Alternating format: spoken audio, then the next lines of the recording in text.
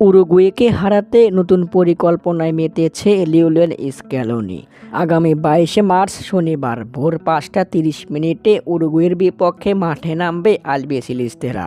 সেরা চমকে ভরা আর্জেন্টাইন একাদশ দলে রয়েছে লিওনেল মেসি সহ সেরা তারকারা। তবে বাছাই পর্বের ম্যাচের আগেই স্কোয়াড থেকে বাদ পড়েছেন আলেহান্দ্রো গার্নাচো ও জিওভানি লো সেলসো। এছাড়াও বাদ পড়েছেন ক্লদিও এচেভেরি। এখন পর্যন্ত কনমেবল অঞ্চল থেকে পয়েন্ট টেবিলের শীর্ষে রয়েছে আর্জেন্টিনা। চলতি মাসেই বাছাই পর্বের ম্যাচ দিয়েই মাঠে ফিরবে স্ক্যালোনির শিষ্যরা। অবশ্য কনফার্ম হয়ে গেছে বিশ্বকাপের টিকিট। ম্যাচ হারলেও খেলবে বিশ্বকাপের মূল পর্বে, আর জিতলে তো কথাই নেই আর্জেন্টিনার। আগামী 22 মার্চ উরুগুয়ের পর 26 মার্চ ব্রাজিলের বিপক্ষে মাঠে নামবে আর্জেন্টিনা।